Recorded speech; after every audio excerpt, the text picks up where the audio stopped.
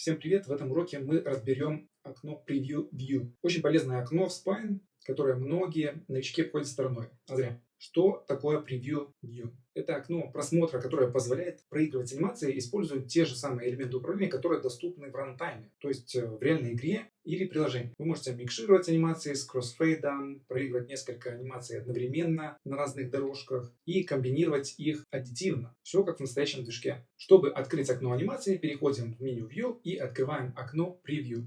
Это окно удобно использовать, чтобы смотреть, как анимация проигрывается, пока вы в это же время редактируете сетап-позу, допустим, или другую анимацию. Вы не привязаны к текущему кадру таймлайна, Preview View живет своей жизнью, так сказать.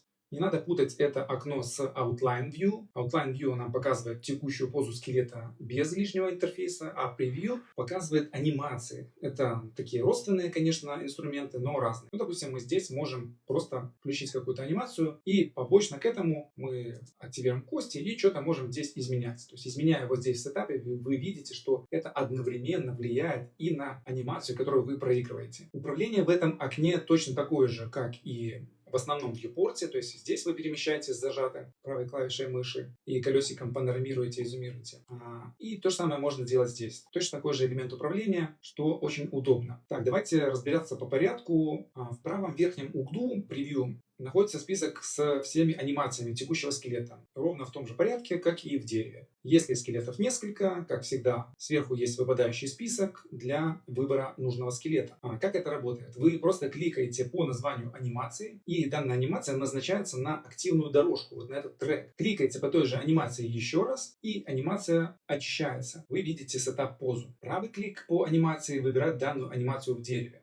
Я могу правым кликом выбрать любую анимацию. У дорожки есть свой слайдер Speed. Этот слайдер задает скорость проигрывания данной анимации. Если мы включим еще раз анимацию, и мы можем настраивать таким образом скорость воспроизведения анимации. Зачем это нужно? Во-первых, можно замедлить анимацию, чтобы более тщательно проверить, как она выглядит, не пропуская каких-то важных деталей. Во-вторых, можно подобрать скорость, которая будет использоваться в игре. Например, ускоренная анимация бега персонажа под бафом скорости. Рядом со слайдером есть кнопка сброса. Она возвращает скорость на 100%.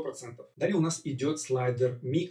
Это длительность кроссфейда при смене анимации на дорожке. Когда анимация на дорожке меняется, новая анимация не включается мгновенно. В течение микс длительности старая анимация плавно затухает, а новая плавно вступает. Это и есть кроссфейд, такое перекрестное затухание. Если установить микс на 0, смена будет мгновенной. То есть я нажимаю на хит, сразу idle, вы видите, что у нас нету никакого кроссфейда между этими анимациями. Но если я поставлю, допустим, микс в 1 секунду, жму ОК, то вы увидите, что между, допустим, анимацией jump и hit у нас есть гап в 1 секунду. То есть они микшируются между собой, то есть переходы между ними микшируются. Вот у нас анимация ходьбы. Если я нажму на анимацию hit, то она смикшируется с анимацией ходьбы. В конце анимации ходьбы возьмется 1 секунда, и в начале анимации hit возьмется 1 секунда, они наложатся друг на друга, и таким образом получится микс. Это очень полезно для подбора идеальных длительностей микширования между конкретными парами анимаций. Вы прямо здесь вот в редакторе можете попереключаться и почувствовать, какая длительность дает наиболее естественный переход от одной анимации к другой анимации, которую вы выбрали. Допустим, это не всегда может быть, если я выбрал idle и походку, это не всегда может быть 1 секунда. Можно переключаться и с нулем, из idle в походку, и наоборот. Тут все зависит от того, какие технические требования, а также тут все зависит от ваших предпочтений. Но смысл в том, что вы просто видите реально, как оно в рантайме, как оно в игре будет переключаться между анимациями, если присутствует микс. И вот после того, как вы подобрали какое-то нужное значение перехода, для вас вот кажется, что вот это значение подходит идеально, вы просто запоминаете этот микс и говорите программистам, которые будут имплементировать анимации код, что, допустим, из анимации походки в анимацию idle микс должен быть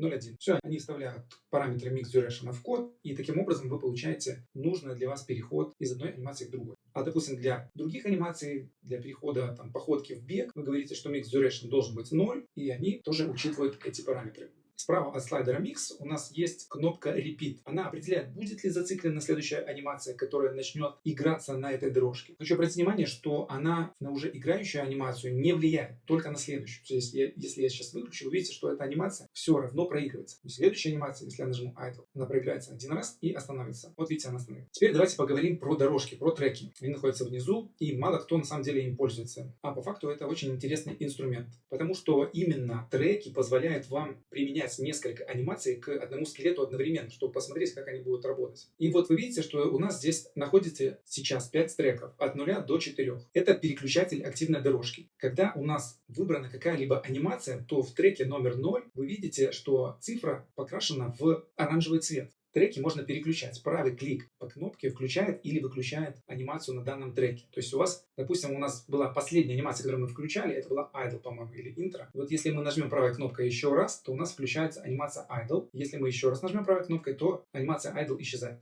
Давайте выберем анимацию походки, и вы видите, что у нас кнопка окрасилась внутри, цифры в ней окрасились в оранжевый цвет. Это значит, что у нас есть активная анимация для данного трека. Переходим в следующий трек, просто нажимаем на следующую кнопку. У нас появился слайдер альфа, и теперь мы можем выбрать здесь из анимации какую-то анимацию, которую мы хотим миксануть с текущей анимацией в треке 0. Давайте выберем анимацию Гроги. Что мы видим сейчас? Что у нас анимация Гроги начала проигрываться, а анимация Walk, походка, остановилась. Все почему? Потому что у нас режим альфа выкручен на 100% для данного трека, в котором у нас установлена анимация Гроги. Если мы начнем смещать альфу, то вы увидите, что наш персонаж начинает миксовать анимацию из трека 1 с анимацией из трека 0. Таким образом, если я установлю слайдер на 0, то у нас будет активна анимация из трека 0. Это у нас походка. Если выкручу на 100, то будет активно показываться, отображаться анимация из трека 1. Если выкручу на 50 где-то примерно, то будет какой-то смешанный вариант. То есть вы видите, что и та анимация, они отрабатывают где-то наполовину. Таким образом, мы можем добавить, давайте выключим ее, мы можем добавить вплоть до 15 анимаций.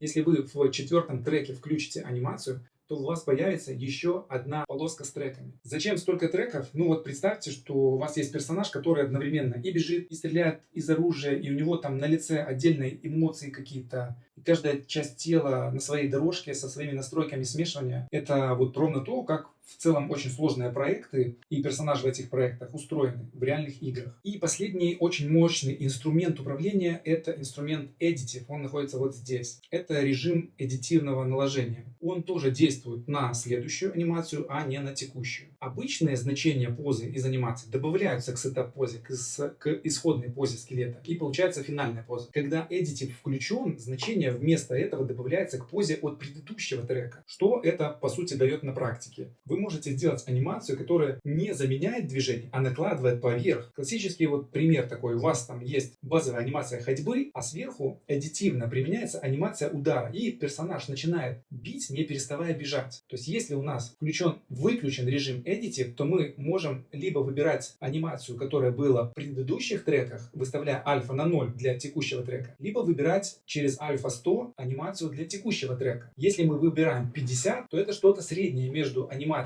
из предыдущего трека и текущим треком. Но давайте включим режим Additive. Чтобы он активировался, мы не можем просто взять и активировать вот здесь. Для начала нам нужно выключить текущую анимацию вот здесь в этом треке, нажать кнопку Additive и теперь выбрать анимацию. Давайте выберем анимация Hit. И вы видите, что у нас теперь миксуются две анимации. Одна накладывается на вторую. У нас персонаж идет и сразу бьет. По-моему, это круто. Также можно выбрать любую другую анимацию. Видите, у нас здесь появились какие-то артефакты. Но в целом вы логику понимаете, что теперь вот этот альфа-режим, режим смешивания, он не работает в том режиме, в котором работал до этого. Сейчас он управляет степенью взаимодействия, степенью эдитивного наложения текущей анимации на предыдущие треки. То есть при 0 вы видите, что у нас никак анимация Гроги не влияет на текущие треки. Если мы начинаем увеличивать это значение, то наш персонаж начинает все больше и больше, так сказать, применять анимацию Гроги к трекам из предыдущих анимаций. Причем эти значения вот здесь вот именно в режиме Additive, они не ограничены только слайдером от 0 до 100. Вы можете выкручивать его там как вам угодно, чтобы посмотреть, какой результат может получиться. И отрицательные значения, и положительные значения все отрабатывает.